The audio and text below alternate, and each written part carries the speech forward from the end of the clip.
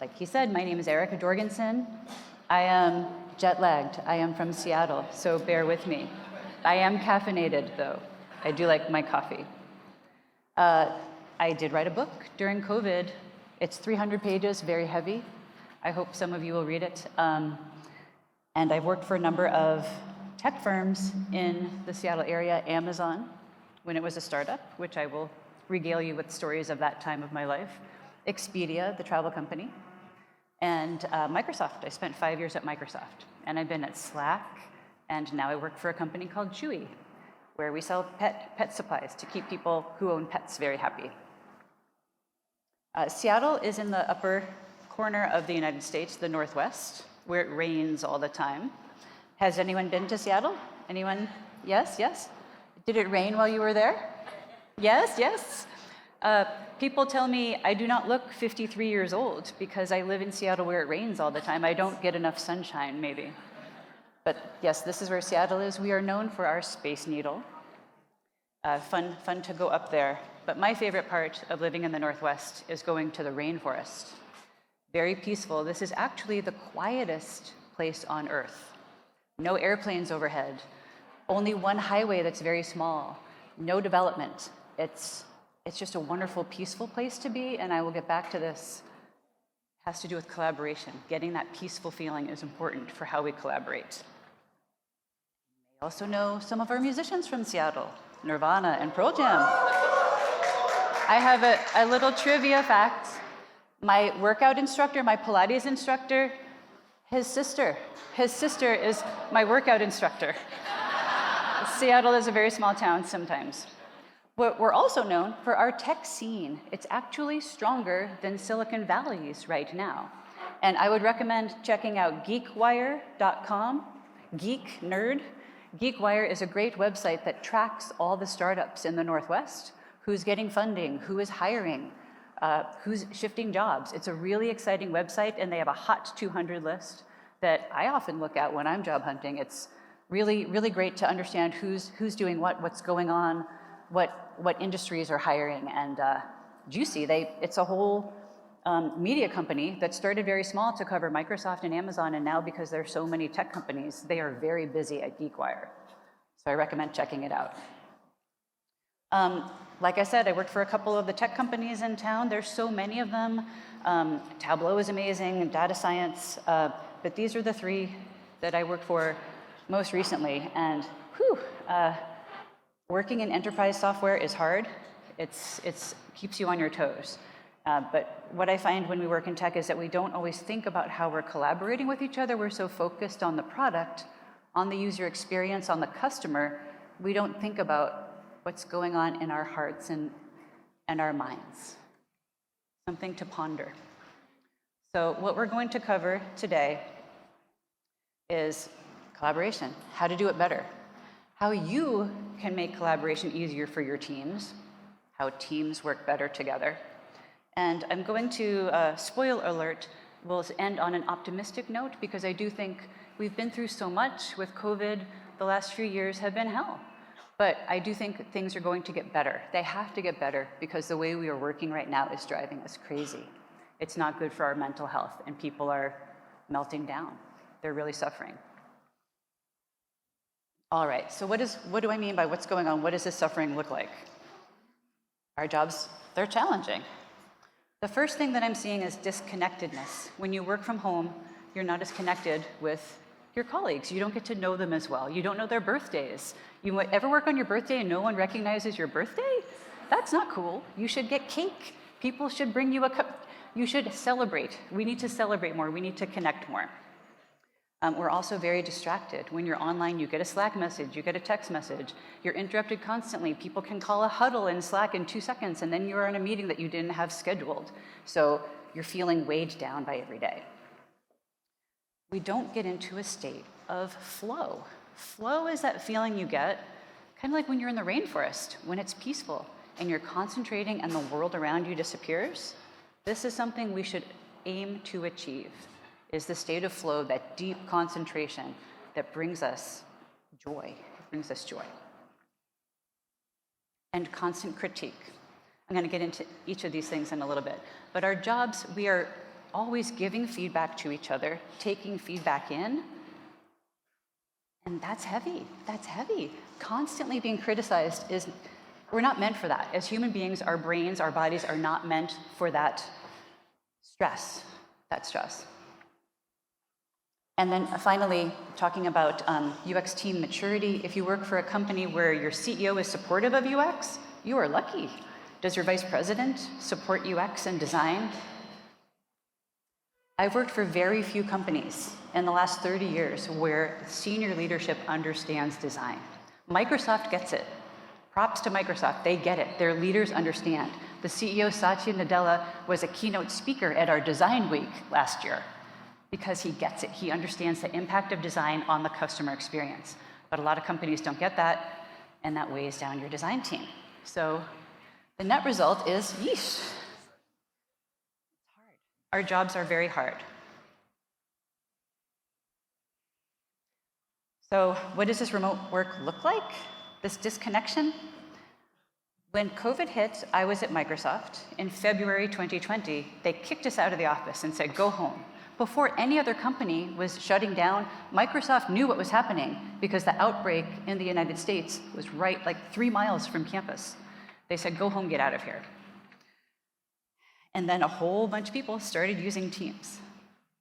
So 32 million doubled within a month. That Teams was never meant to support so many people using it at once. So it was slow, it was clunky. Maybe you use Zoom, but these collaboration tools make it hard to connect with each other when you have that digital divide across you. So this growth, this increase of 875% growth over the last 3 years is crazy. These are millions of people who are lonely working from home. And one thing I think is really interesting is a study done by Harvard Business Review and the World Economic Forum polled 1,100 people and said, hey, how is working from home working for you? And people said, they feel left out. They feel left out. They're unable to deal with conflict between themselves and their colleagues. Unable to deal with conflict, but that's what our roles are. In user experience, we're solving conflicts all day long. Conflict is part of our role. It's to fix things, make them work better for the customer. We are dealing with conflict all day long, and if you cannot deal with conflict, how are you doing your job? Not well. Getting a headache. Oh. Sound check. Thank you. Very good. Okay. Is that better? You can look at the deck later if you missed any of it. Okay. So challenge number 1, remote work. We are getting distracted constantly. This is Gloria Mark. She works at the University of California in Irvine, and her job is studying distraction. What she finds is that we're only spending 3 minutes on a task. That's not a lot of time. And then you switch. There's 60 minutes in an hour. If you're doing only 3-minute chunks of work, that's heavy. And then she found when you get distracted, it takes 23 minutes to get back on track. Holy shit. That's significant. This is our lives now. We are spending a lot of time getting back on track. That is called the switch cost. 23 minutes? Yeesh. And more significantly, this feels like the story of my life. When you switch tasks constantly, you don't always go back to what you were working on. You don't finish your task. And ever have a Figma file that you were working on and you're like, oh, I'll get back to this after this Zoom call. You don't always get back to it. Whoops. Maybe you get back to it the next day. Maybe you don't get back to it ever. And this is driving us all crazy. This is the way we're working. It's not the way we're supposed to be working as human beings. We want to feel like we're producing work. We want to feel like we're accomplishing things. And this is a kind of a no-brainer. But your stress level is directly related to how often you get distracted. So think about it. Those distractions aren't small. They are big. They're frequent, so they may feel small, but they are not. They are wearing down your brain. But you can fix it. So this is Mihaly Csikszentmihalyi, a psychologist who studied the state of flow. Flow is that wonderful state when you're concentrating. And I highly recommend checking out his book. It's a really great read to understand, like, how do you get there when we're being driven witless by the way we work? He said that the ideal state as a human being is to reach the flow state, something you should aspire to. To do that, you have to block the distractions. You can't let them suck you in. You have to say no. You have to block your calendar. And to me, like I said, the flow feels like in the rainforest where it's quiet and you're just in touch with yourself. But more importantly, when you're in the flow state, you innovate, you solve problems. Isn't that why we became designers? To solve problems? Make good things happen? You need to get to flow to make that happen. Has anyone reached the flow state at work this past week? Good. Awesome, good. Can you help your coworkers get there too? I'm serious. We have to protect each other's time. Say no to meetings that weren't on your calendar in the morning. If you come to work and you think you're having 4 meetings in a day and then suddenly you have 8, that's no way to be. So the cool thing about reaching flow is it brings you joy. Who doesn't want more joy? Who would you like more joy in your life? Yes. We're humans. We're humans. We need to feel joy. We want to collaborate better, but if we're miserable, being distracted, feeling left out, feeling like we can't deal with conflict, we're not getting there. Another big challenge that we face is that constant state of feedback. Critique, critique, critique. Feedback, feedback, feedback. You can handle a little bit of this, but you have to protect your soul from it. This is a little cartoon that shows someone providing constructive feedback and someone providing bad feedback. Virginia said yesterday that feedback is a gift. It is, but sometimes you want to return a present to the store and not take it. Sometimes you have to say, that's their opinion, that is subjective feedback, and I'm not taking it. And again, the human psychology element. You're 4 times more likely to remember criticism than a compliment. When I was a manager, I would try to give my team compliments all the time because you need to get lifted up after being broken down a little bit by the criticism. This is our way of protecting ourselves. Your brain will reach fight or flight when you get criticized. You want to protect your livelihood, your life. So you might, when you're criticized, you want to run away. You want to protect yourself as if you're being chased by a dinosaur. It's the same part of your brain that reacts. So we're not meant to take that day in and day out all the time. Schedule your critiques wisely, maybe minimize them. And if you feel weighed down by the criticism, I recommend these 2 books. One is on how to give feedback, which is a soft skill that doesn't always get the respect it deserves, but there is an art and a science to providing feedback. And then when you feel like you're stupid, when someone gives me criticism, and I think, okay, that's okay, yeah, all right, I immediately think, you're stupid, Erica. Why did you do it that way? Why did, blah, blah, blah, blah, blah. And then you criticize yourself. Criticism from others leads to self-criticism, but you can talk to yourself in a more supportive way, be your own cheerleader to get out of that hole. And another challenge that we're seeing is that our UX teams just aren't supported by our structures of our corporations, and that means we're immature. Not that we're crying babies, but that we don't have the resources we need to succeed. We don't have the staff. We don't have the tools that we want to do our jobs well. This is Nielsen Norman Group's UX maturity stages. And I think I've worked on one team that was at the peak, user-driven. I think most of us function between 2 and 3. And this is just a gauge of like, well, how are you doing in terms of like how your teams are working? How do you do your day-to-day work? You don't have to be user-driven to be happy, but it helps to at least have some sort of structure. Number 4, that's a good thing. They have a little quiz you can take to see exactly where you're landing on this maturity model. And I like to use this as a gauge for, like, how is my team doing? Are we making progress over time? Are we improving? You always want to be improving. That's another need you have as a human being. But like I said, most people are not, they're not user-driven yet. We can aspire to that.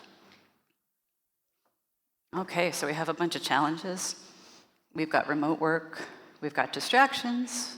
We're not enough of us, some of you, yay, but not enough of us are getting into flow. We're getting criticized all the time.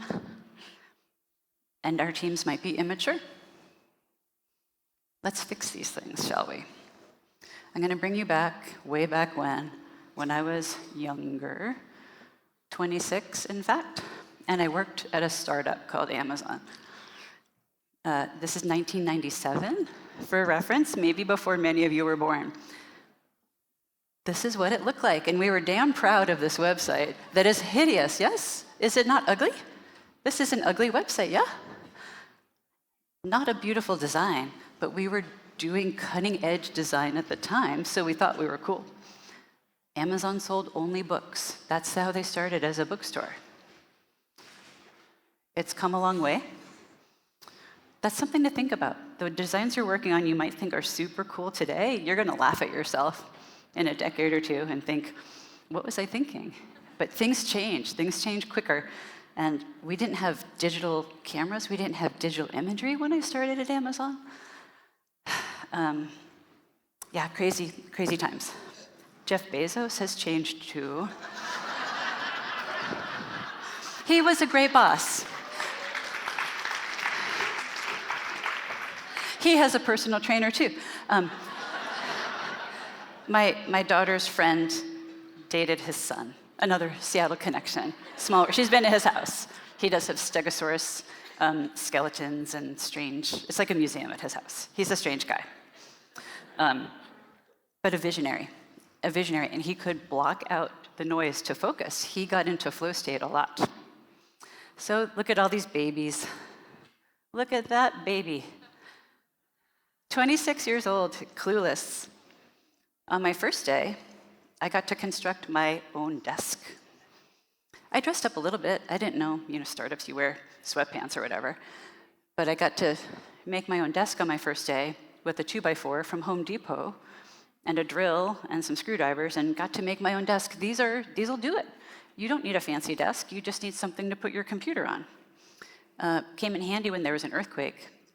But this was part of Jeff Bezos' ethos, is frugality. You can do a lot with a little if you get creative. And the customer growth was insane.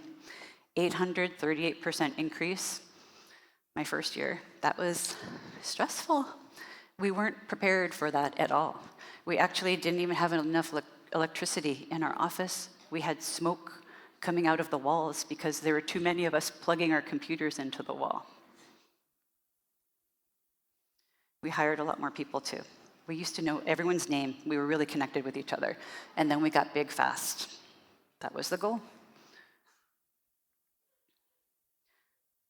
But the way we collaborated was really cool because none of us knew what we were doing, and we supported each other. As someone who studied journalism and poetry in college, I did not know how to code. I worked at a bookstore. That's one reason why I got hired. And I was a writer. I could write a lot of book reviews very quickly, but I did not know HTML. I had to learn it, and I was petrified. I was very scared. But some of my coworkers, some of the computer science majors, had to write reviews. I helped them, and they helped me, and we all got through it. We were always learning, and we were always humbled. It was kind of cool. I didn't like computers in college. That was the last class I took. I barely graduated because I had to take my computer class last. But what we learned was we also had to be flexible. And to help the company survive, we had to do some strange things, like work customer service. The homepage team got trained on customer service so we could answer all the phone calls and emails coming in from customers. We could not keep up. The warehouse also got overwhelmed. So they sent us to work in the warehouse. They said computer scientist, user researcher, writers. All the staff had to go work in the warehouse. And that was pretty silly. I never thought I'd have to wear a hard hat at work. Thought I was working for a website. But Mackenzie, Jeff's wife, came in. Jeff called in his mom to come help us too. And we all packed up books and shipped them out to customers because that's what the company needed us to do. There was no ego involved. We left our egos at the door. There's my friend Jenny with a hard hat and overalls.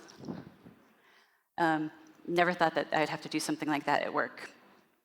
And there's my friend Mary working the shrink wrap machine, or the puffy mailer inserts to keep the books from getting scratched when they're shipped off. This was, no lawyer would let a company do this now, but we were rolling with it.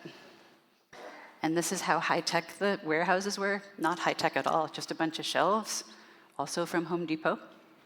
And this is what it looks like today. We help support this kind of crazy growth. Jeff did lose his hair, and then we expanded to different product lines. But it was a crazy time, but we had to be flexible. We had to help each other. That flexibility led to a lot of inventions. One click, the way that you buy books on Amazon, our customers were actually faxing us their credit card numbers. That's how they did it when we first started. We did not have online shopping. We had to make that happen. We had to get that coded and up on the site. We did user-generated content. We asked customers to provide reviews because we couldn't write all the book reviews. So I don't think we technically invented it, but we did a lot of user-generated content. And then we tried to emulate what it was like to shop in a bookstore. We used our user experience chops to say, well, when you're in a bookstore, you flip through it. You look at the author photo. We took excerpts from books and put them online, but publishers didn't go with that initially. They did not have the legal contracts to enable digital rights. We had to work with the lawyers at book publishers to get content online. And we worked on navigation. This is what it looked like back in the day. We thought we were so smart making these little tabs. We thought this was organized and great and awesome. Customers liked it. We brought them in, we gave them pizza and beer and did usability testing with customers. Right off the street, we brought them into the office and they showed us that they could shop when we designed the website like this. Then things got complicated as we added more products. But we thought we were so cool. We thought this was awesome. And customers said it worked for them. This worked for a long, long time until they added, then you could buy the door desks on Amazon. Once we started selling all sorts of things like tools and hardware and lawnmowers, now you can buy everything online. I still think of it as a bookstore, but yeah, we thought this was really cutting edge. But we had to adapt. Once it became too much, we had to change and roll with it. And we used user experience principles that they weren't in books like this at the time. This is Luke Wroblewski's book on designing web forms. This is an oldie but a goodie. This is a great resource for learning how to make forums online for people to submit their content to you. But like I said, Jeff liked us to focus on one thing at a time. We ignored Wall Street. We invested in things so we could have future success. That was not very popular, but we made sure that we were not getting distracted by our long to-do list. We put it in the backlog. Make your backlog as big as your sprint list. You can't do too much. There's only so many hours in the day. So we focused and focused, and we ignored the dumpster fires going on around us. This false urgency, people at work like to feel important. They like to make things sound like they're in a hurry, they're high priority. You have to work on this because so-and-so said this is important. If you do sprint planning and you know what you're working on for the month or the week, you can't get distracted by these shiny balls, these new projects popping up left and right. So this is an article I recommend checking out because it helps you say no. Saying no to distractions is saying yes to impact and mental health. And it is fine to ignore the fires around you. You have to ignore the fires for your own well-being so you can reach that state of flow and maybe help your company grow. Okay, I also worked for some smaller companies, Didn't always work for multinational startups that were breaking records. I worked at a health insurance company called Primera Blue Cross, which felt really good helping people in America be healthier because our health insurance industry is a disaster. But President Obama, getting political, President Obama passed the Affordable Care Act, which helped Americans get health insurance, which was revolutionary. It was a really good thing. There's Biden looking younger. But people buying health insurance online, that was a new thing. Normally they would call, and here we are trying to get them to buy health insurance online that could cost as much as $700 US a month. People couldn't afford it, but they were being forced to buy it or we would tax them. Oof, kind of challenging. But fortunately, I had some wonderful coworkers. Curtis Kopf, he now works at REI, and Irish Malik. They are super smart. I recommend following them on LinkedIn because they are digital UX, customer experience wizards. They're kind, they are thoughtful, they are respectful, and they make a lot of impact at the same time. You don't have to be mean to make impact. And what Irish and Curtis taught me is a technique called the gemba, which is a Japanese word for going to where the work happens. And this is something we don't often have time for as designers. We're doing our work. We're trying to get stuff to engineering, right? We're rushing. We're always rushing. But a gemba is taking the time, pulling the chain, stopping your work to think about how you work. We don't do this enough. We do not, especially in America, we do not do this enough.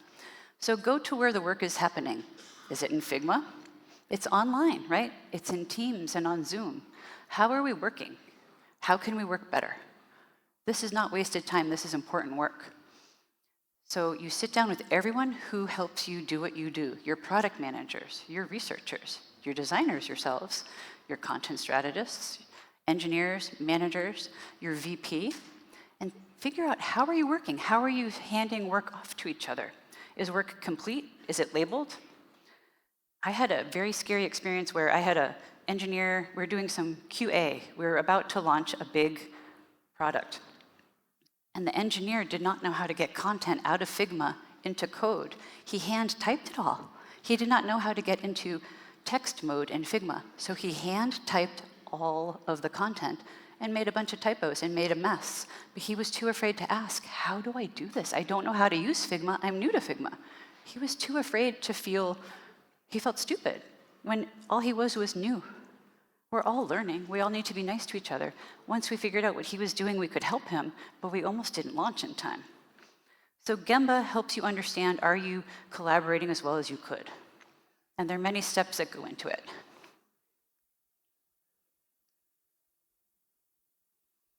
What's your process? Do you have it documented?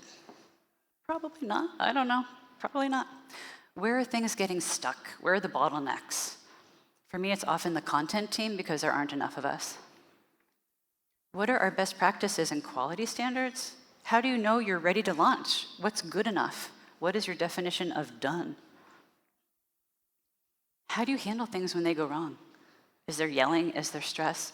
Or do you calmly realize, oh, something went wrong, we can do better. Let's figure out how to do that and document it? Document it. Is the work we're doing aligning to company goals?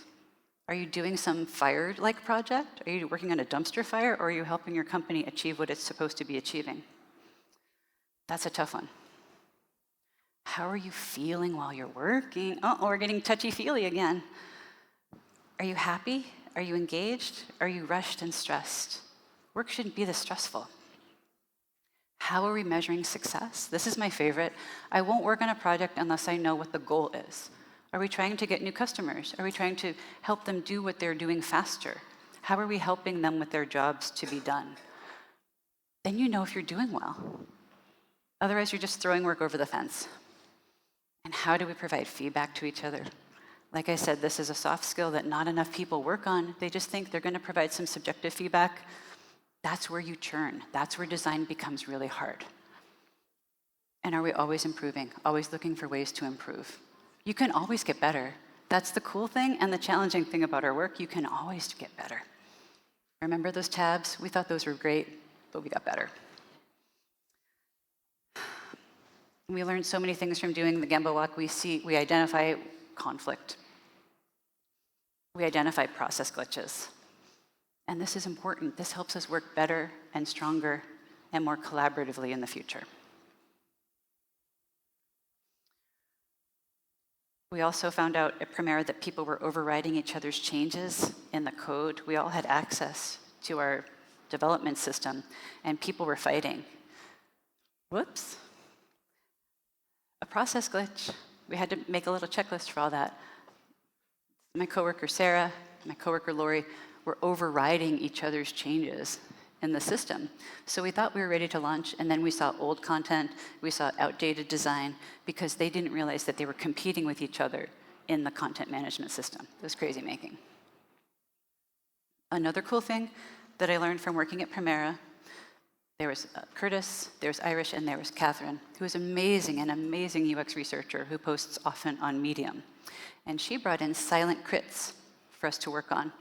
Instead of having people shout out feedback in a meeting, we did it silently. Writing out what your feedback is helps you think harder about, is this kind? Is this constructive? It's not as destructive or detrimental to people's mental health. It's a better way of working. So, of course, this was easier when we were in person. You could write down your feedback on a Post-it note. Now we post them in Figma comments, but the act of writing it out instead of speaking it makes people more contemplative, more kind. And she wrote a Medium post on how to do silent crits, which are really great ways to work. And silent crits were really good for our collaboration. They helped us work faster. They helped us be happier at work. Being happier at work is not a crime. I feel like sometimes we think it is. Yeah, we got better at working together. And the executives, the vice president was happier because we were working faster. We were getting stuff out the door faster, and then we could analyze it and iterate and continually improve. And the last team I'm going to describe is my time at Microsoft, the most caring team I worked on.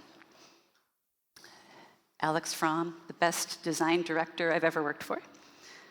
He was great. They were just very kind. We got to know each other, even though 75% of us joined after COVID. We did some kick-ass designs, beautiful, beautiful designs, working with the brand team on things like Cloud PC and Microsoft Office. No stress, just billions of customers around the world using what we were making. It was stressful, but he made it easier because we were treating each other like human beings. And one way that we did that was by doing roses, thorns, and buds. It's a way of doing a retrospective. It's very simple. Some of these most powerful solutions are simple. There's a theme there. But who doesn't want to smell the roses? You want to know that you're accomplishing things at work. You want to recognize your successes and learn from your mistakes.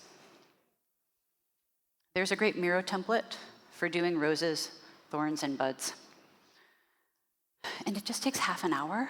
Sometimes this is the meeting that people want to cancel. This, to me, is the most important meeting of the month, is thinking back, what did we do this month? What went well? Celebrate our successes. We don't do this enough while we're working remotely. We just keep going, we just run. But because it takes you 4 times as many compliments as criticisms for your poor brain to work, we really do need to bring this forward, to celebrate our successes, to smell the roses and acknowledge. Like, if you do a retro once a month, sometimes you'll have trouble remembering what were the good things that happened.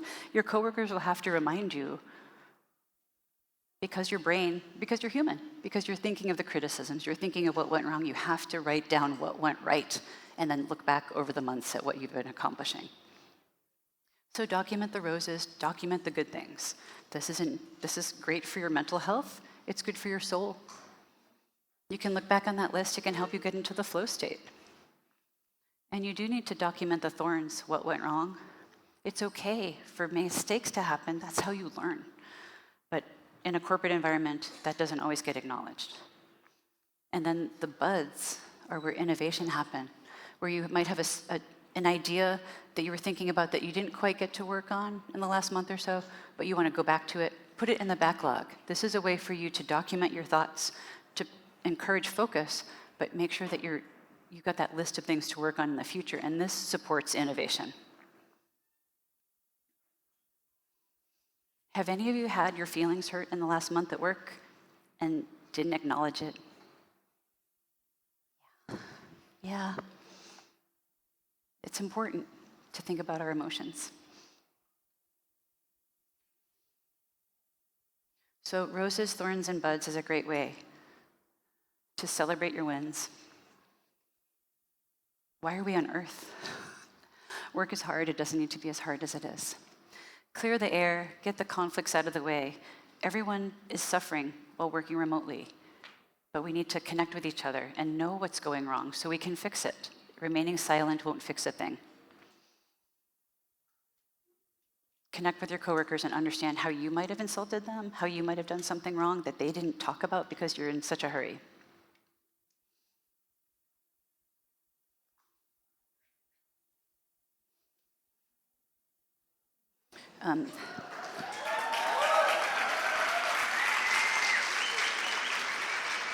This was hard to do.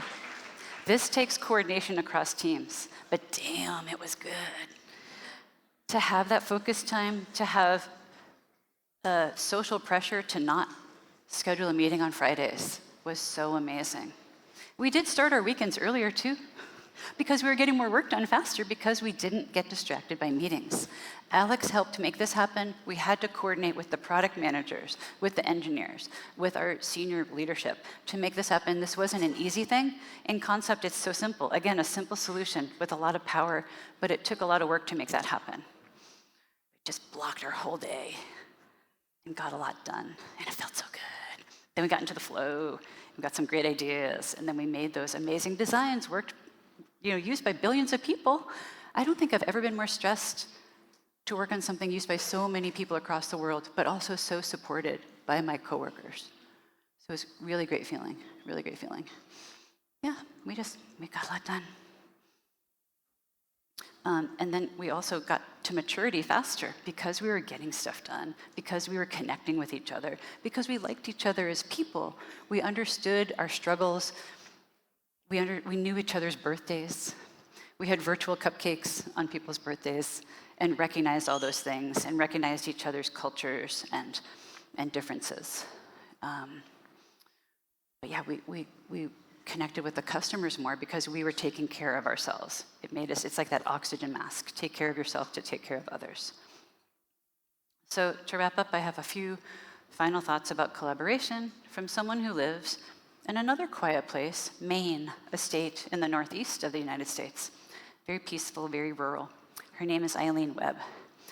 And I think kind of the undercurrent, the theme of what I'm talking to you about collaboration about is really about getting in touch with ourselves. So she does a lot of consulting for firms across the world. And she says, we're in the glorious age of user experience. We're in a time, hey, that's cool. That's focused outward on the people who use our websites. I think the next level of insight, the next deepening of our practice is going from turning that gaze inward. You have to think about how you're working. You have to think about your well-being at work, to connect with your coworkers, to get work done without frazzling yourself, without making your head explode.